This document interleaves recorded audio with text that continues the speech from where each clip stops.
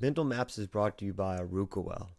Well is a virtual holistic mental health service providing psychiatric evaluations, holistic interventions, and when needed, medication management.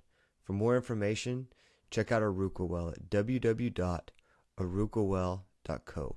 That's www.arukawell.co.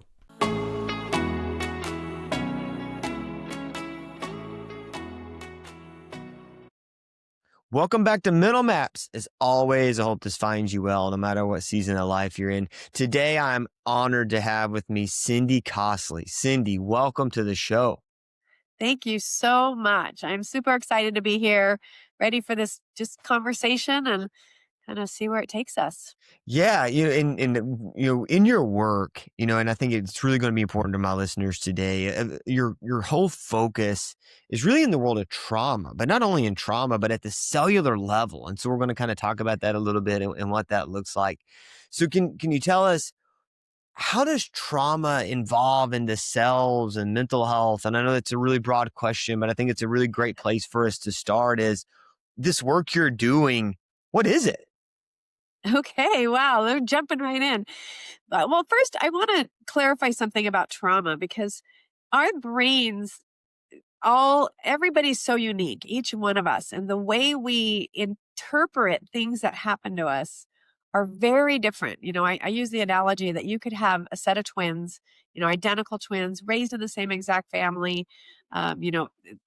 Everything's identical except, they have their own unique situations in life and beliefs, but they're in a car accident and one can walk away saying, "Whoa, I can't believe I survived. I am so lucky. I feel so blessed." And another one can walk away saying, "I will never get in a car again." Mm. And it's because the way that our brains interpret events in our life is what determines whether it's a trauma or not. So, a lot of people say, "Well, Cindy, you had so much trauma." And I did. I had really big trauma that, created this whole path that I'm on. But that doesn't mean that everybody else's life events aren't somewhat traumatic in different levels in different ways. And the way that that impacts us is unique to us as well. So, that individual that says, "I will never get in a car again," their brain flipped a switch to say, cars are not safe, right? So their brain would associate the accident with the car itself. Does that make sense? And Absolutely. so a car now becomes a threat to them, Yeah. not necessarily the fact that somebody might have run a red light or maybe a drunk driver hit them or whatever the reason may have been for the car accident. That particular individual's brain may have associated or would have associated the trauma with the actual, car itself. And Mm. it could be a smell.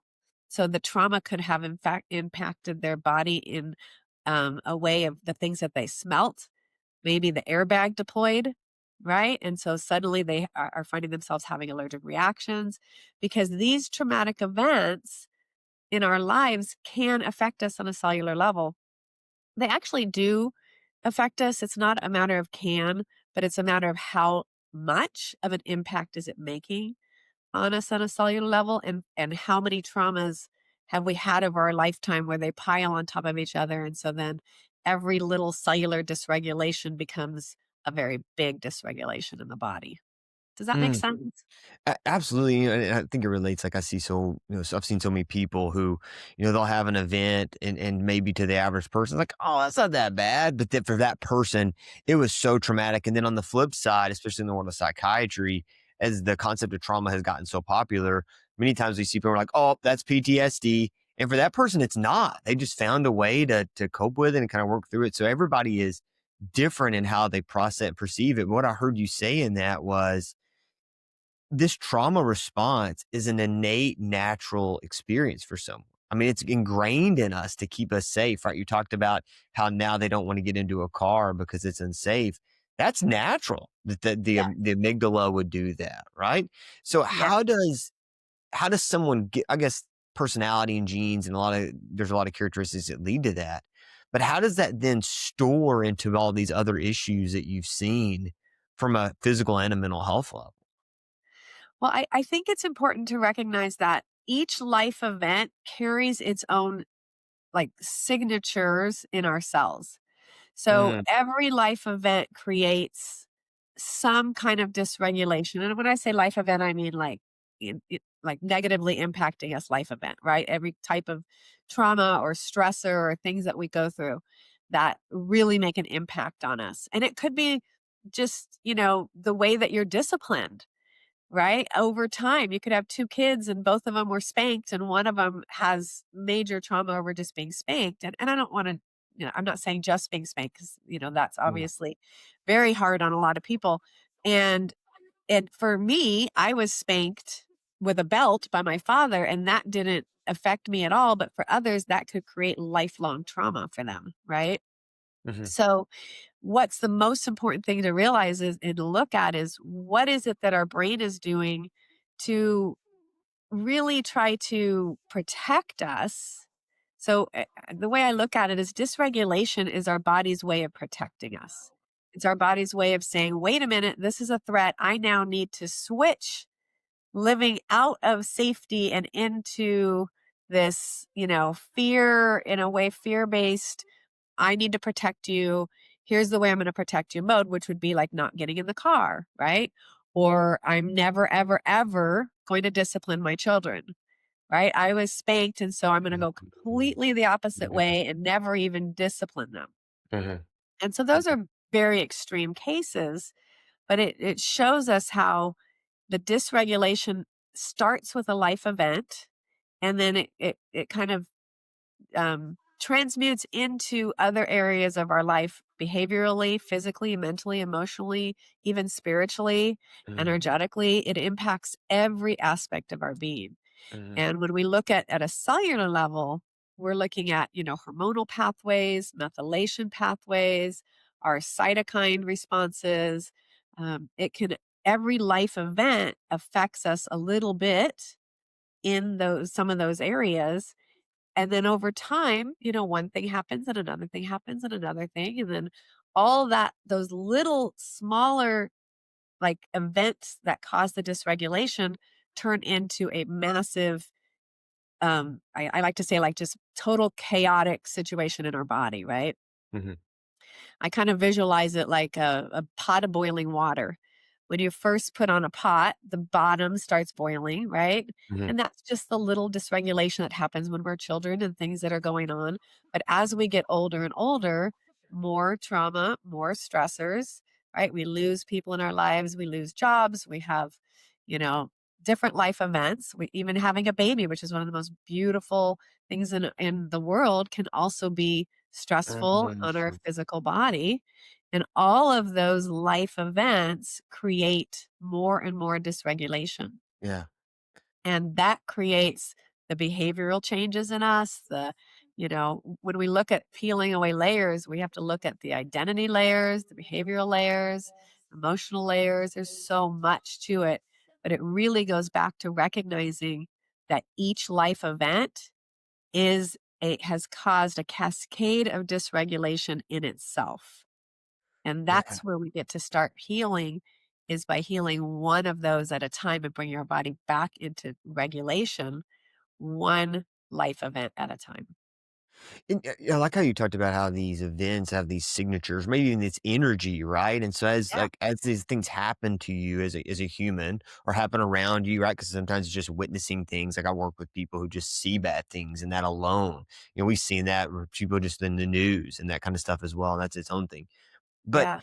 as you think about as you consume this, it's almost like it fractures throughout the body and at the cells.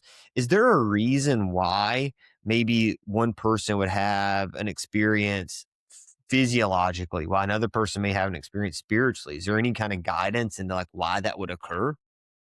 That's such a great question. And that's what makes us all so beautiful and unique is that the way our bodies manage stress is so unique and different for each and every one of us. And there's a lot of different factors involved. So there's the factors of, uh, like what we bring into this life from our ancestors, right? What are we already starting with? What kind of dysregulation are we starting with from the moment we're born? Or maybe if mom was highly stressed when we were in utero, what kind of fear and anxiety did we carry in from birth because of the energy of our mother in the womb? Mm, So we're already starting with these different factors that create our bodies to respond in unique ways for each individual. mm, Then you have age difference. Traumas before the age of 6 or 7, our physical bodies cannot actually comprehend, our minds cannot comprehend mm, that level of trauma, right? So I was molested at age 6, but I had mm, completely suppressed it. My mm, body, until I was about 53, 54, before that ever came out. And the way my body protected me, I said, I'm just not going to let you feel this. mm, Right. So my body switched something in my brain to say, we're not going to let you feel this. Instead, we're going to process your emotions somatically. So my whole life, and I had severe trauma after that. In my whole life, I had these chronic allergic reactions. And I had massive, like, I was literally the girl in the bubble, allergic to all chemicals, all animal life, most plant life, most foods. And I lived that way for 34 years, just going to doctors. It was all in the form of rashes for me, anaphylaxis of the skin. And I would just get my steroid or try natural things. I tried everything, right? But mm, what really needed to happen is I needed to go back and tell my body, oh, wait, all those sensory things during my traumas became my body's threat. It became my body's way of keeping me away from the world, keeping me from getting hurt again by and keeping me safe by keeping me away from everything. Does that make sense? mm. Yeah, and I heard you kind of when I was reading some of the work that you've done and some of the keynote speaking you've done. That's kind of this discussion is like allergies and how allergies kind of relate to that. We'll kind of talk about that in a minute, but it almost sounds like that the symptomology that occurs, right? We think of trauma through this PTSD lens, right, in the world of Yeah. psychiatry, but the symptoms that are there actually have a purpose, right? They're pathological because it impacts your daily functioning. But from a brain perspective, this actually has a place. And the Yeah. reason that it's there is trying to keep you well rather than harm you. Yes. I love that you got that because that is my message. That Yeah. our symptoms are our friend. Our symptoms are saying, "Hear Mhm, me, know me, mhm, listen to me." I have a client, and at 2 years old, she was run over. Her mom pulled out of the driveway. She was in the tricycle behind the car, and her mom didn't know, and she ran her over. She was in a body brace for 8 months. So her brain shut off and said, "Well, we're not gonna feel this pain. Instead, we're gonna feel everything through your muscles." So over time, at a pretty early age, she developed muscular dystrophy. But it's really going back and retraining her brain how to process those emotions oh my gosh. because her muscles have been trying to tell her all along, I need you to heal. My allergic reactions have been trying to tell me all along, I need you to heal. I want you to hear me. Right. Mm, Another client, it's all in her thyroid. Like anytime, any stressor, anything that happens in her life is tied back to thyroid dysregulation. mm, And that stems from early on as well. So every one of us, sometimes it's depression or anxiety. That's why some people drink, right? Our body's coping skills is a way of also giving us a beautiful message saying, I need you to hear me. I mm, love you. I'm trying to tell you something. mm. Yeah, and I think that's important too, not only talking about it from the concept of like past traumas, but also in the world of chronic stress, right? Like the amount of people that I work with who, maybe they're working a job that they hate or their marriage is falling apart or they're in all these kind of situations and you see these behaviors or these experiences and you're like, what is going on here? Why can't I sleep? Why do I have generalized anxiety disorder? Why do I have major depressive disorder? And for Right. them, maybe there was stuff in their past that kind of set them up, but ultimately they're just not well right now, but their brain is kind of trying to find ways for them to live life and get through the day. And Right. ultimately, that's why they're drinking excessively or abusing substances or whatever that looks like. So you Yeah. would say then that for people, if you're for some, right, or for many people, if you find yourself feeling unwell, one of the questions to ask yourself is, how do these symptoms benefit me? How can they be my friend? Yes. Interesting. Exactly. Yeah. That's exactly true. And even I want to be clear that not all symptoms are stress or trauma related. Some are triggered by the physical. We have mold, right? Lyme's disease. So there are things out there that trigger us on the physical before the emotional. What happens in most cases though is that those physical triggers bring up more of all the emotional dysregulation that's been kind of happening under the scenes in their body in the first place. So it is important to look at where the symptoms are coming from and what the message is. But Mhm. even if it's a message about mold, it's still a message, right? Mm. You might be highly reactive and having this crazy, reaction. And it's your body saying, there's something dangerous around here. I need you to hear me. I can't be here. Instead of, oh, I'm having a reaction. I need to go take something to suppress it. See the Yeah, difference? and that just as you were saying that, that made me think, we think of trauma so much, especially in the mental health world. We think of trauma as these like events, like you're talking about, right? Like, all these Yeah. terrible things, molestation and violence and all this stuff. But anything, toxins, stress, unhelpful experiences. We could even say like, bad food, poor nutrition. To a Yeah. point, that is a cellular trauma and then Yes. could lead to kind of what you're talking about as these symptoms. So maybe, as I heard you saying, that's something I'm just thinking of. It's like, maybe you're consuming a bunch of bad junk food. You're just filling yourself with all these bad things. And now you find yourself being really anxious. Those symptoms are attempting maybe to keep you from eating that stuff. Or maybe, I mean, is that something that you see clinically in the work that you do? Yeah, absolutely, and I even go deeper. Yes, the symptoms are trying to keep us from eating the bad food, but it's also trying to get us to look at why am I wanting to eat this bad food in the first place, Mm, right? mm, What is it?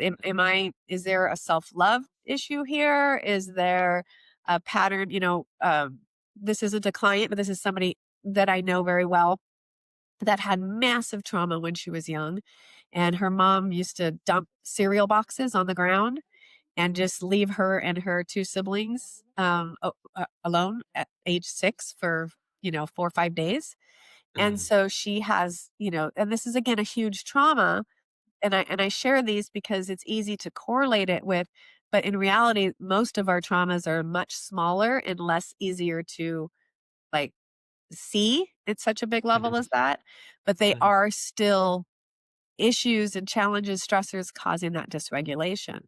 mm, You could have a child that, when you were young, if your mom went to the bars a lot, just that feeling of, why am I alone? I'm here, come back, right? And I'm kind of pulling up different case studies from some of my mhm. clients. Yeah. And just that little girl being left alone caused her to believe that she wasn't loved enough Mm, for her mom to stay near her, right? mm, So that mm, over time created eating disorders, created lack of self-love, mm, created challenges with her in relationships, right? So it all of these things cascade, and we get to look back and say, what is really the core of the original time when our brain said, "Oh, I have to protect you." It's really a mm, mechanism. And so these behaviors we create, COVID is a big example of that. So many people have a hard time leaving the house now or getting back out into the world mhm, because our brain said, mm, "Oh, it's not safe out in the world anymore," right? mhm, And so that's not true for everybody. So some people are like, "What is going on? Why are people afraid? How is that?" But it's very real to them, mhm, and it's very true for them, for these people that have the fear. mm, So everything we're going through is our truth, but we get to look at the reason behind that truth, not that truth is the truth of who we are as a human being. It's the mhm, truth of what we're experiencing right now with a core message hidden underneath it. mm. And you mentioned how, like, for some people they have the experience and some people they don't. Have you seen like risk factors in that? Like why one person may end up coding this as a trauma while another person won't? Because I think sometimes people think it's weakness and that's not true. And then some people think it's, well, it's, socioeconomic status and that's not true. It can happen across the board all the time for anyone at any time. Is there risk factors though that you've noticed? I have yeah, so I've seen some patterns, I guess you could say, and a lot of it has to do with the amount of stressors and traumas that have happened in their life, Mm, right? So the more we're exposed to something, or like the longer we're exposed to a stressor, the more it can impact us. The age makes a big difference too. And mhm, I can use my own stepkids as a good example. I don't like to call them stepkids because they've been in my life since they were 2 and 4, but they just for their mom's sake, right? That's what they are. And so Bryce was young enough that the divorce didn't impact him, where Megan at 4 was completely traumatized by their divorce. mhm, So these 2 kids were were their life experiences were completely different mhm, because she pushed against everything that had to do with, dad remarrying, mom remarrying, like mhm, her whole life was pushing against and fighting against, and she has a lot to heal right that she's healing right now in her 30s, where Bryce is just like, I I didn't that was just the life I knew, mm, right? And it's mhm. because he was so young, he couldn't internalize it as he didn't internalize it like as we get a little bit older. Does that make Mm. sense? So would you also think too, because I know you've talked a lot about, reading some of your work where you have like emotional allergies and energy allergies and physical allergies. Would you say that, for someone who's experienced some stuff really early on, the allergies would be different compared to someone who experiences it later in life because of how it's stored, or it's just not even coded as a trauma within them? Well, everybody's so different. So there really isn't a one answer for and that's what's so Okay. beautiful about this work is there truly is not one same Mhm, situation. There are mhm, patterns in the way that we layer our traumas and our stressors on top of each other mhm, and how that impacts us mentally, emotionally, spiritually, mhm, energetically, physically, right? All of it. But as far as how our particular body responds to each trauma or each stressor is completely different and unique. And mhm, so it's not, this is what's the challenge, one of the challenges with our current, medicinal opportunities or, Western and Eastern medicine is here's a one thing, take this and it's going to make it all go away. mhm, Right. And that's, maybe it'll help with the symptoms for a while, but if we're not digging deep and finding what is the cause of this in the first place, then which is going to be 100% different for every individual in the world, right? mhm, Then we're not getting to the root of it and we're not actually healing ourselves. I don't know if I mhm. answered the question, but Yeah, yeah, I think yeah, I definitely hear that, right? And I think, what you're talking about too is that the symptoms themselves, whether they're physical, emotional, whatever that looks like, ultimately show themselves in a way to protect you. And so there is a good chance, it sounds like, that, if you have it at a certain time when maybe your brain can't conceptualize what's going on, that allergy may look a little bit different, right? Compared to being a grown adult and having something bad happen to you, right? And then at the same time, either way, as they're navigating through the world of healing, a lot of our treatments are built to just like turn down that emotion, right? That's how a lot of our psychiatric medicines work. "Oh, let me turn things down for you," but ultimately, it doesn't treat that energy, that allergy you're talking about that's being stored. Yeah, yeah. I definitely hear that. And You talk about. Go ahead. I have another. I just wanna say one thing because it's the energy, that is stored in our cells that cause the dysregulation. So the allergy itself and I'll give an example of my siblings and I. I came into the world with some allergies, right? My dad had a lot of allergies and asthma. I had Um, it young when I was young. My brother and sister never had any allergies. So I came into this world with some of the genetics of my father's and other family lines allergies, right? So that was already kind of I don't wanna say a mark against me, but it was already something that was in my system, right? they're genetically loaded. Yes, exactly, and so as my traumas unfolded, the way my body showed me what it wanted me to show me was through enhancing these allergies. Mm, So mm, somebody could have the same exact trauma and it could show up in a completely different way for them, right? Just like mhm, we talked about. So allergies are one way and a big way that a lot of bodies will show dysregulation, mhm, especially as we get older. You hear of people suddenly, oh my gosh, I've never been allergic to anything in my life. And suddenly I'm allergic to this, or suddenly I've been diagnosed with this autoimmune disease. It's not sudden. That dysregulation has been kind of, building under Mhm. inside us for years and years. For me, And it just showed up much earlier, but for a lot of people, it doesn't mhm. show up until later, again, depending on the amount of trauma. Does that make Interesting. sense? Yeah, I love how you bring that up because it's not like if you have a peanut allergy, something bad happened to you from a peanut, right? It's that maybe it did, but ultimately, like you're kind of loaded genetically, right? Because we have all these other reasons why allergies exist, and there's people who specialize in that work. I know there's some people in Central Florida that do some really incredible allergy kind of work.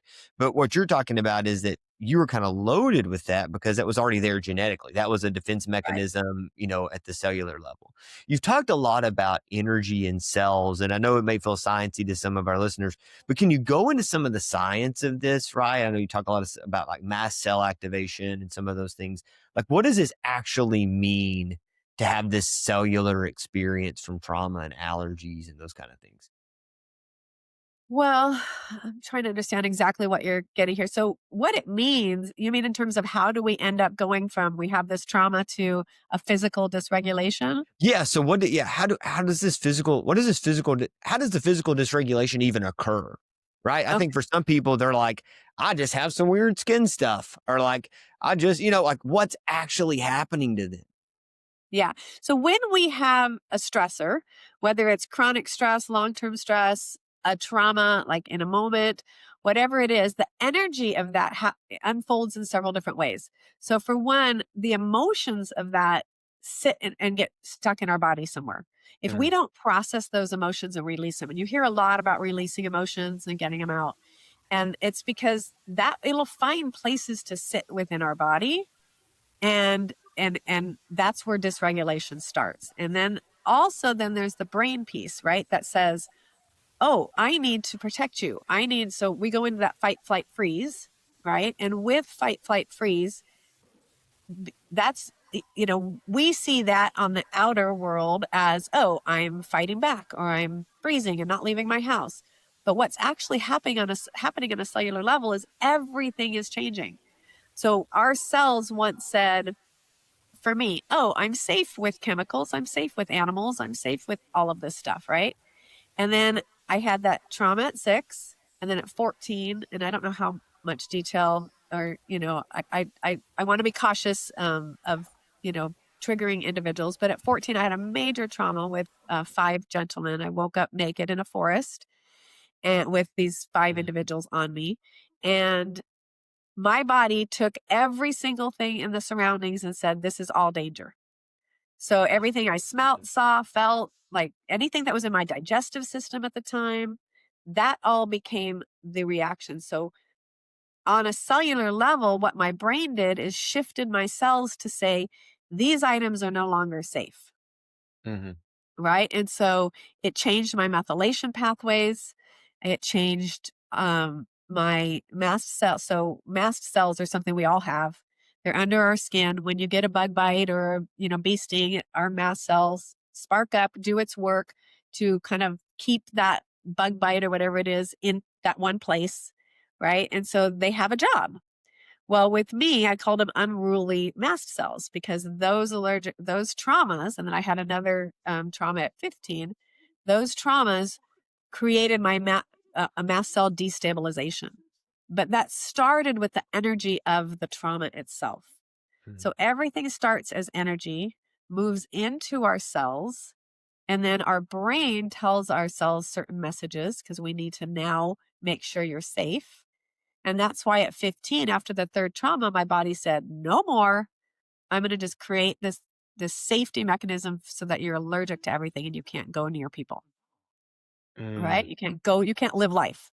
It's because life is dangerous, is basically the message my body was told. Mhm. So when you ask like how it happens, everything starts with the energy of the emotions and the trauma, which is why that's the deep level of work we need to Mhm. do to bring our cells Mhm. back into regulation Mhm. because our bodies have this innate ability to heal. My restore the design is my tagline because we have a design of homeostasis, of, Hmm. living a thriving, beautiful, healthy life. That's what we're designed for. And when things on the earth, I call them woo, because everybody talks about woo woo, right? But I say WHU, which is worldly hangups. So when those worldly hangups happen to us, and we store those emotions because we don't want to feel them, we don't want to deal with them. And then it causes this cellular dysregulation in our methylation pathways and our cytokines and our hormonal imbalances, like all these things. For me, it was the mast cell destabilization. All these things change.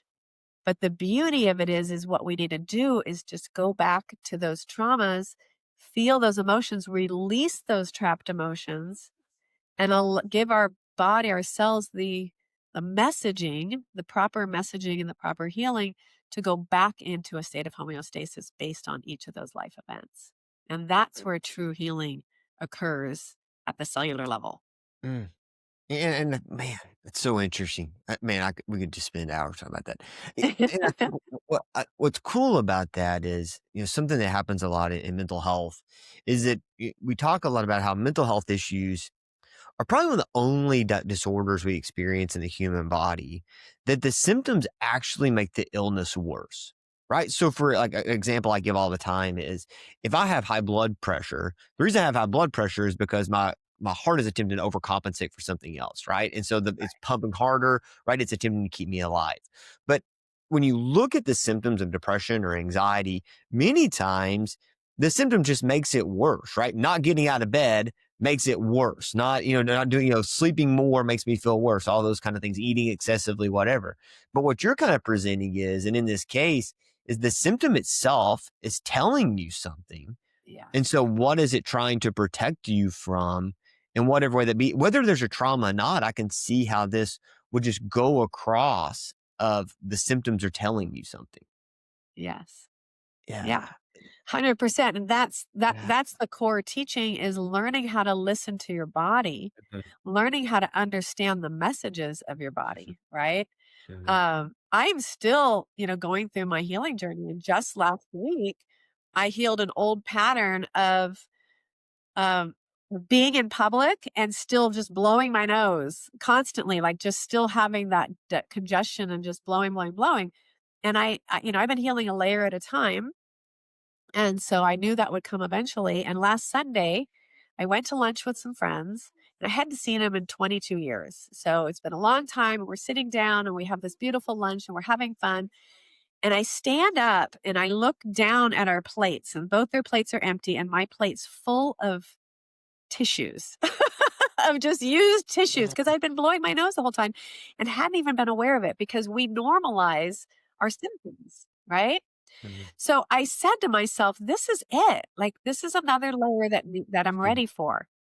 I'm done with this message. It's time to end this story of me not feeling comfortable, of me feeling, of still processing some of my emotions through congestion and sneezing and blowing my nose.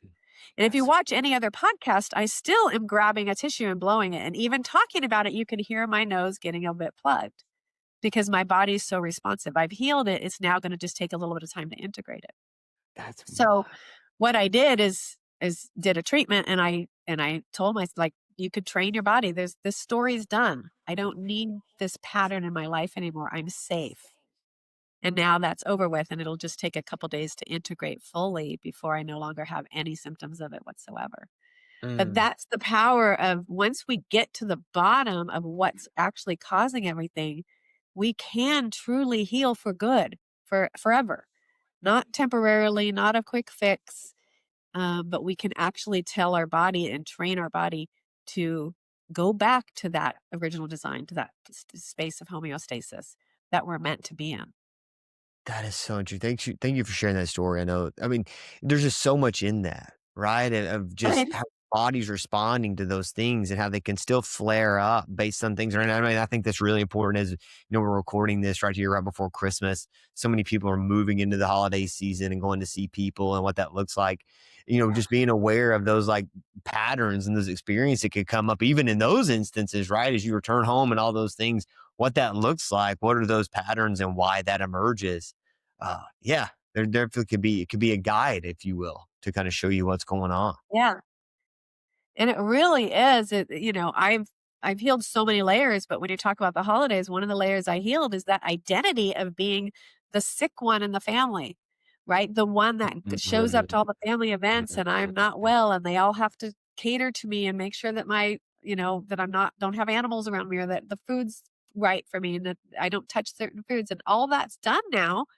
I healed all that, but I still had to heal that identity that I had taken on of being that person. So there's so many different layers and it can be overwhelming, right? To think of, well, gosh, I got to heal all of that. But the beauty is when you're willing to do that kind of healing work at that level, it's you literally become a whole different person because But all those behaviors and patterns and identities you took on no longer exist anymore. They don't have to exist because they existed for your safety. yeah, and I love how you identify them as layers, right? I think so many times, so many people just want to jump underneath, right, and start working on that. But you've got to peel these things back. And so you would love to go heal the identity of a sick, being the sick family member.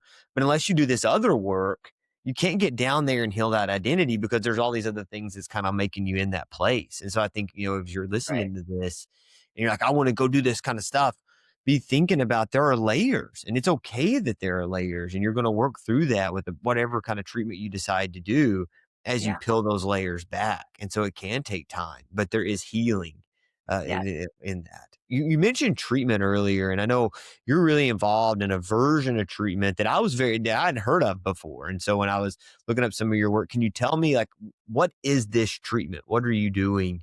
The EBDT, if you will. Yeah. EBDT is electromagnetic body desensitization technique. So it's a lot of words, but really what it means is actually doing what I'm talking about and going back into your timeline and healing your timeline one life event at a time. And during those timelines, we heal the behavioral, the mental, the emotional. We heal several layers. We can't always heal every layer at once. It just depends on the level of the trauma. Your body, I use muscle testing. I don't know if you're familiar with muscle testing, Mhm. but muscle testing is a way of your body telling me what is safe to heal and to not heal. So our Yeah. bodies have this incredible way of telling us, and it knows exactly what I need, and your body knows exactly what you need. And so muscle testing is a form of kinesiology. It's been around for, lot hundreds of years.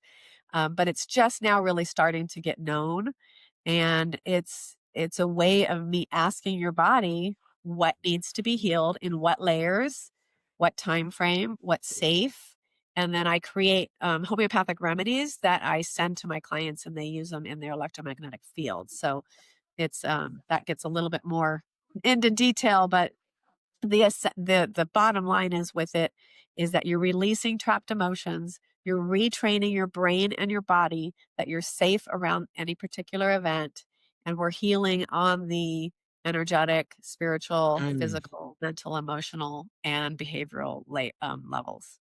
Yeah, I'd love to talk about this a little bit. So when you're looking at muscles, are you looking at like muscle contraction and the energy that kind of exists in those muscles? Like what is being tested at the muscular level there, what you're talking about?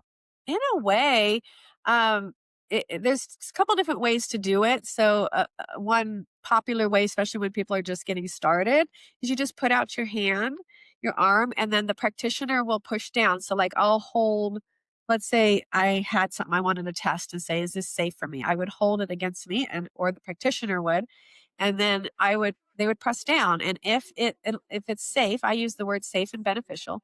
If it's safe and beneficial, my arm is strong. No, the practitioner, nobody working with me can budge my arm. And I'm not forcing it. I'm not trying to hold it up. It's just my body says, no, this is good. This is strong. And if it's something that my body doesn't want, my muscles cannot hold it. So my arm just drops. It Mm. cannot hold it at all.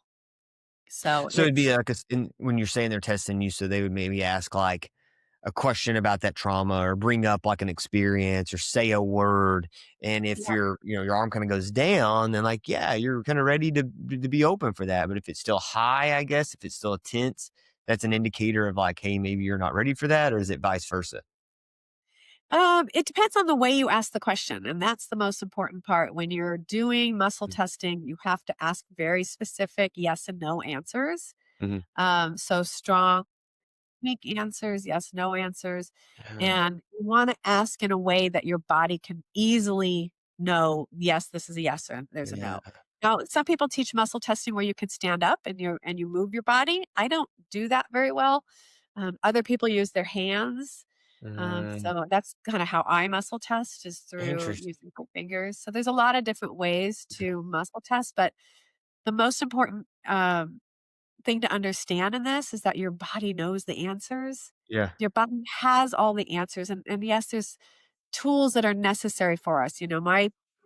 My 4 pillars are Western medicine, Eastern practices, spirituality and scripture, because all of those have some incredible healing modalities available to Mhm, us, and when we open ourselves up to all of them, we mhm, open ourselves up to full healing. mhm, And sometimes our fears stop us, from like looking at energy work or looking at scripture and how that could help us heal. And so I look at and talk about how being open-minded to these different ways of healing that spirit God brought us, right? What mhm, all of 4 of these pillars are ways that to heal, and when we bring them together, which is what EBDT really does, is brings that mhm, concept together, especially the Western and the Eastern, mhm, then we truly heal. So I'm not saying that your body has all the answers and you don't need anything else. mhm, I'm saying your body knows the answers and that's where you should go first and utilize all the tools that are out there in mhm. the world to support you in doing what needs to be done about those answers. But your Yeah. body knows what it needs to heal and what it wants to heal. And so within this EBDT treatment or treatments, if you will, if you're a provider, because I know you do some training in this too. If you're a provider, you're getting trained in this on how to consolidate all of these tools and know how to use what tool is what. As a patient, you're experiencing these tools. Could you kind of share a little bit like what some of these tools may be? If a person is thinking as they're listening to this, maybe this is a treatment for me, what would they expect to experience for a treatment or option that could be a treatment based on what the practitioner believes? Yeah. So it starts with a intake form, a very, very, very detailed intake form. And that intake form tells us, do we need to start with stabilization? Do we need to start with physical?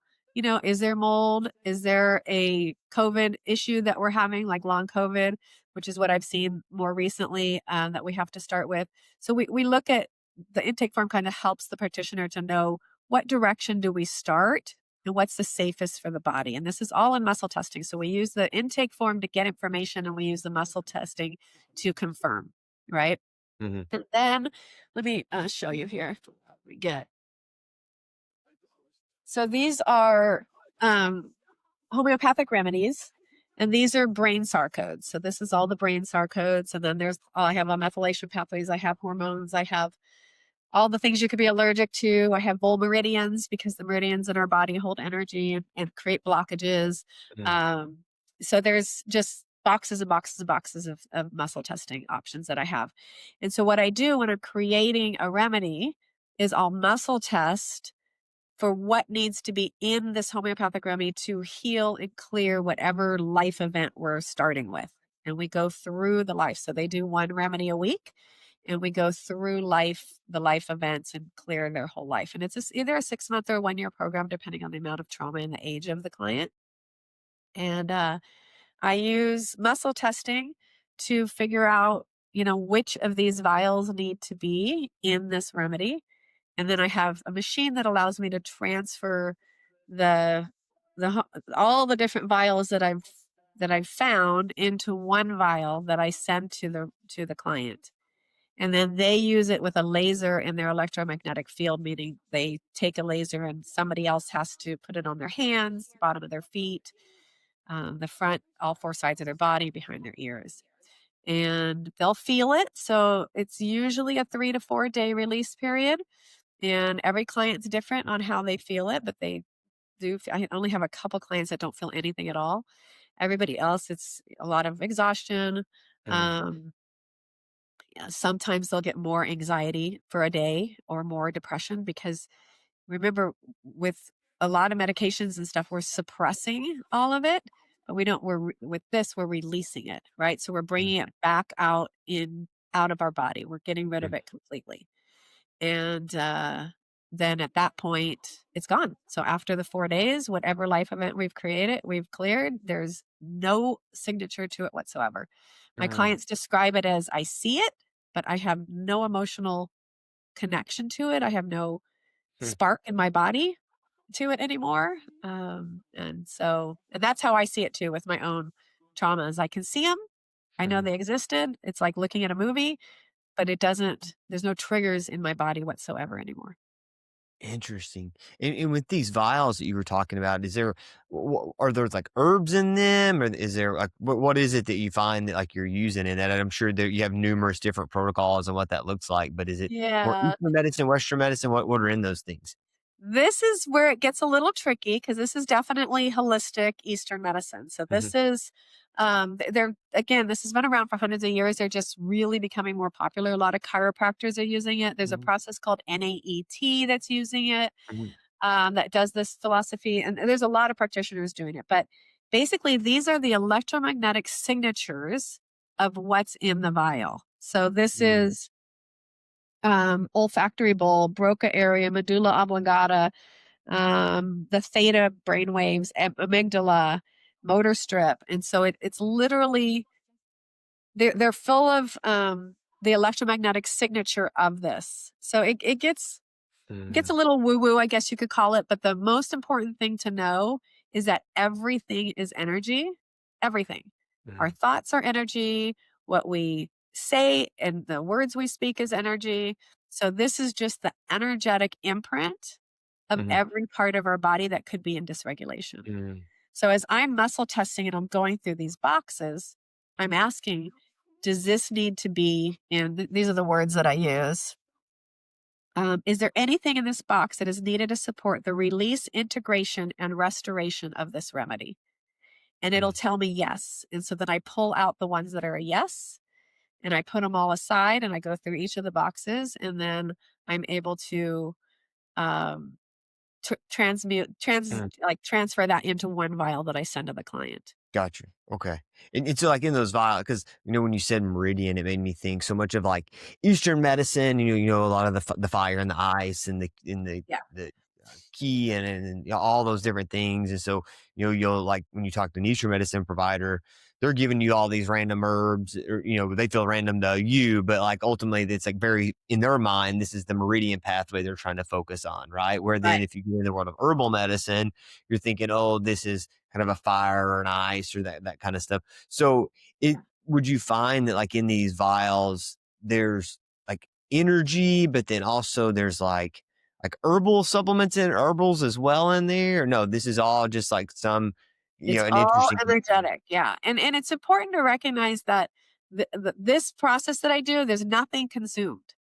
This is only given in sometimes the client will wear it on their wrist, like I have my client that has the muscular dystrophy. Mhm. I just told her for the last remedy, I need you to this was a really big remedy, it's gonna be too much on your body to do the laser, I need you to wear it for a few days because it infuses a little slower. I have another client that can only wear it because she has a rare blood disorder. So every client's different in how many times you laser it, and I muscle test for that. Mhm.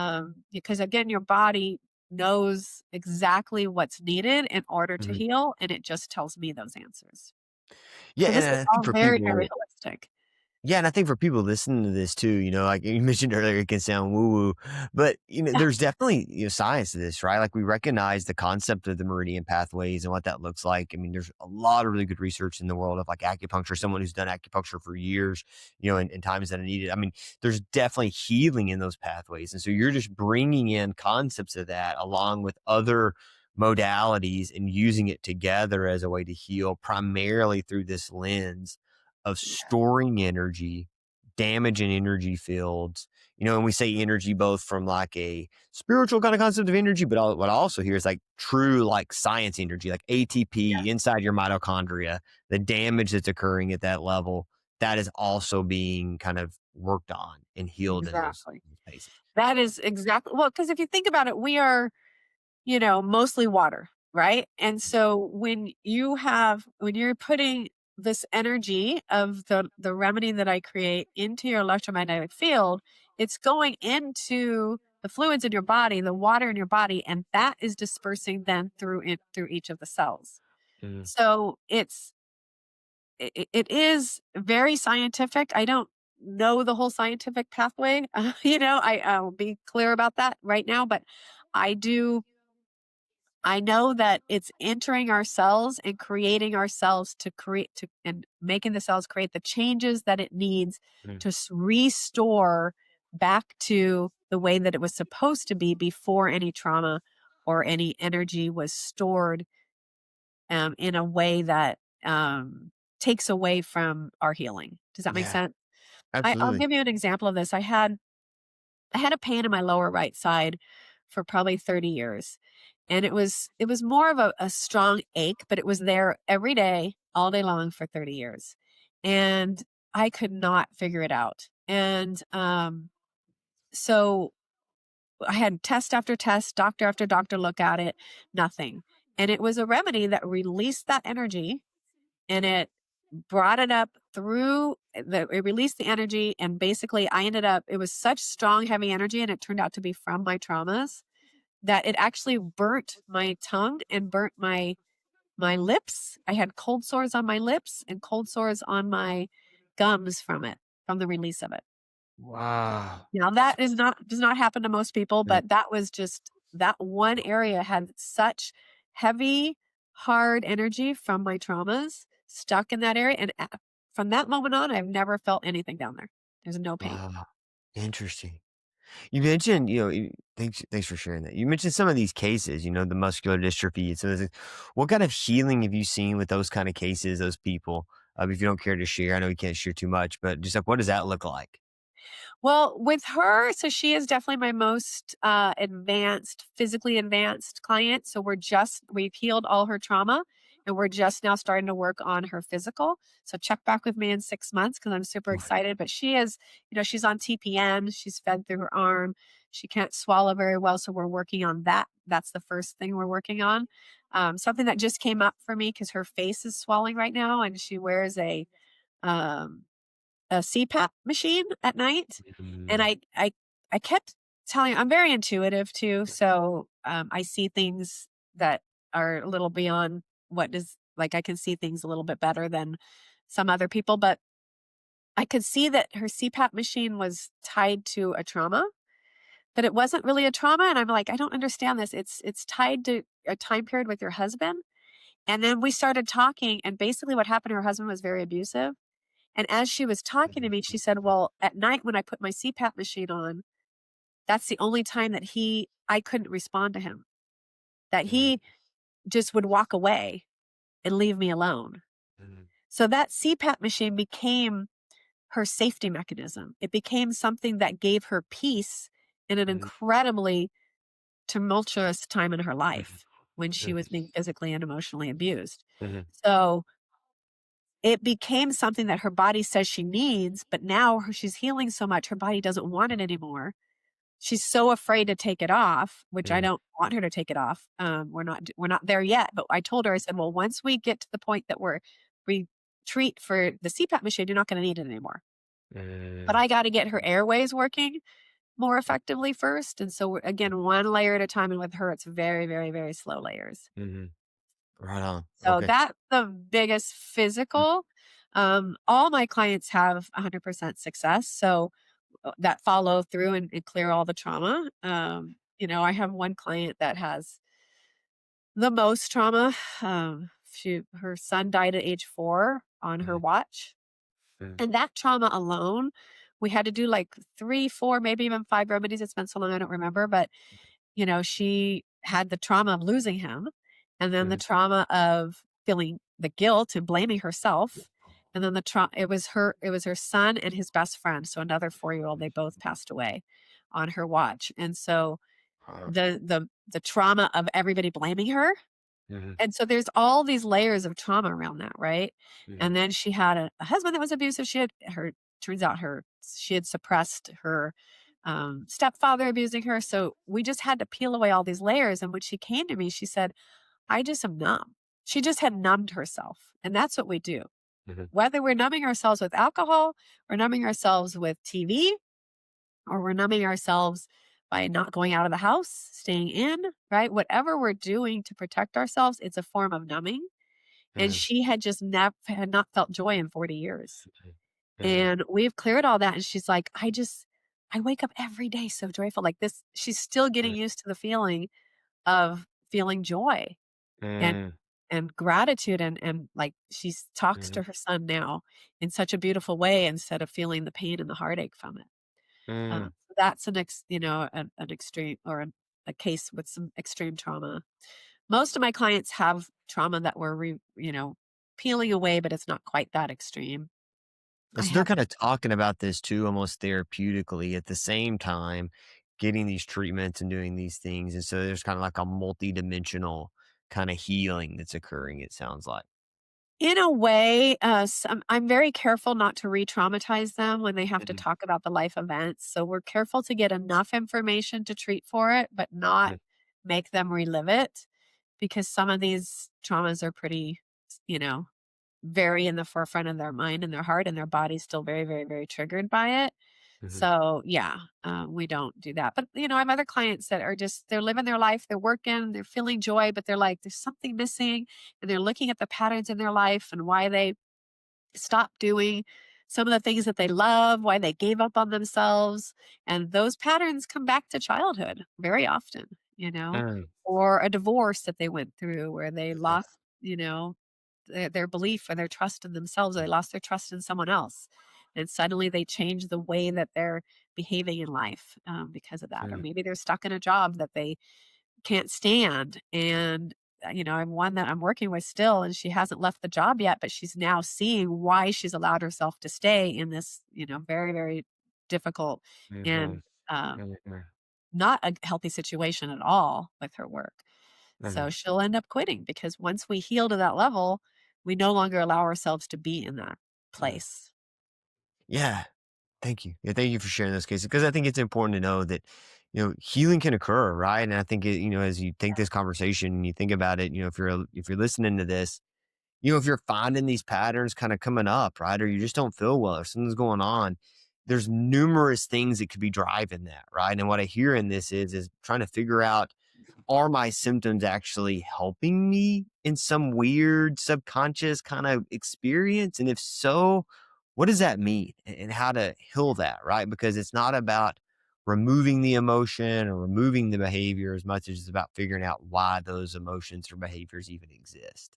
Yes. And I think that that is really cool. Cindy, thank you so much for sharing not only your story, but just the work you're doing and all this wisdom. I think it's so interesting.